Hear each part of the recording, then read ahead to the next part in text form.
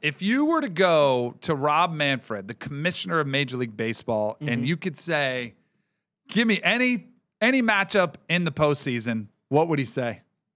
Probably Yankees, Red Sox, Right? Yankees, Dodgers. I think for a World Series, I think it's Yankees, Dodgers, right? Yeah. And then probably it's a Subway Series. You get it, Mets, Yankees. But just for a playoffs, and sure, maybe you'd like it to be in a championship series as opposed to the first round in the playoffs, which they're talking about potentially just reassignment, with the teams. Yeah, but go ahead. I didn't mean to cut you off. We do see the Yankees squaring off the Red Sox in New York. It should be fun. It's going to be absolutely incredible. The postseason starts. It's actually afternoon baseball, which is one of my favorite things. I remember as an NFL player getting off the practice field, coming in and like going racing in to see what the baseball results were.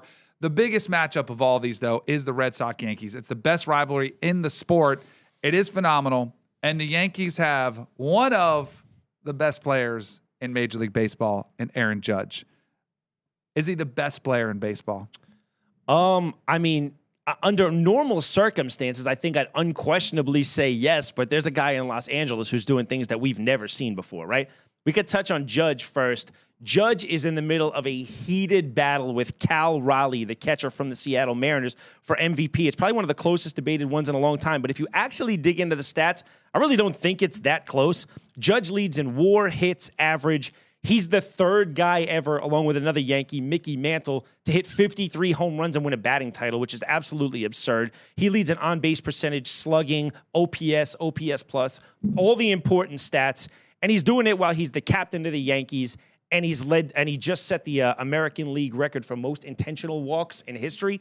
So that means teams, they took 35 at-bats away from him. Mm-hmm. So who knows what he's capable of. And then Cal Raleigh, switch-hitting catcher, 60 home runs, which is absurd for a catcher. But he's a 245 hitter. Whoa. This is a Florida State Seminole you're talking about now. Okay. Who is the biggest surprise of this season. Okay. As much as I would love to pound it and give you a little tomahawk chop and make the case for him, I think it's Aaron Judge's award. He has been, you mentioned it. It's not only the statistically greatness of this season, the names that you're coming up with, comparing it to all-time greats, even being in the same conversation as a Mickey Mantle, it is absolutely remarkable what he's done. What I think he's facing is that voter fatigue, that MVP fatigue, where he's won 2 out of the last 3. He probably should have won a third when Altuve got it in like 2019. But I think people are just tired of voting for him. They just want to see a new face. They're tired of it's like a big Yankee thing. The Yankees get a little bit of hate out there. My favorite thing about Aaron Judge, everybody likes the long ball. He hits bombs, absolutely. But the sport of baseball has been so corrupted by guys just swinging for the fences. Mm-hmm. And it's like, strike out 3 times, swing for the fences, maybe you get a home run. Maybe you get lucky. Yeah. For him to win the batting title and batting average 331 and hitting home runs at the same time, that's why I have such an appreciation for him. Is not a home run hitter, just a hitter at the plate, which is something we don't get much anymore in Major League Baseball. And if you watched Aaron Judge's growth from the time he came in as a rookie, he used to be a strikeout machine.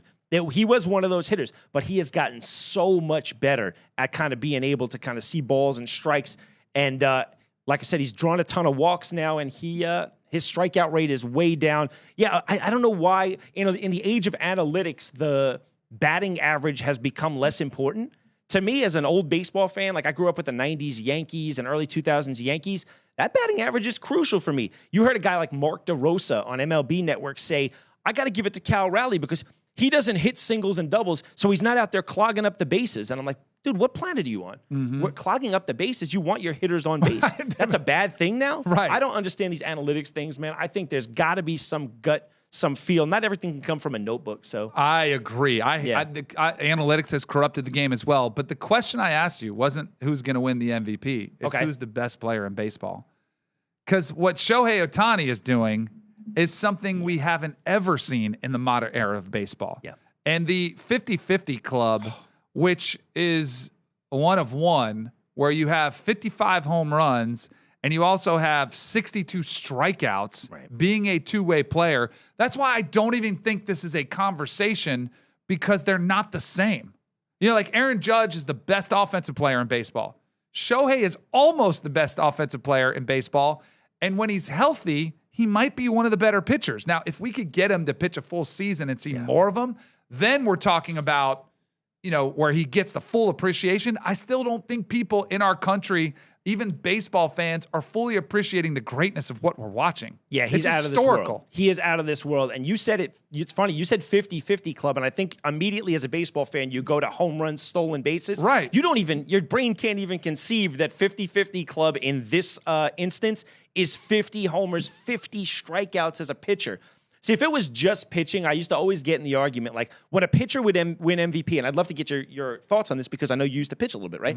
When a pitcher would win MVP, I would always fight back on it. And my baseball friends would say, what do you mean? What are you fighting back on? You're not playing every day. You can only impact 1 out of every 5 games. Yep. So to think that even the best pitcher, you win 22 games, it's a huge deal. But you're only impacting 30 games a year, whereas these everyday players. But when you got a guy like Ohtani who's impacting every game in some way, and some games, the ones where he starts on a level where nobody's done it before, it is very hard to argue against him, man. And that's as a Judge homer, man. It's really difficult. It is unbelievable what we're watching unfold in baseball.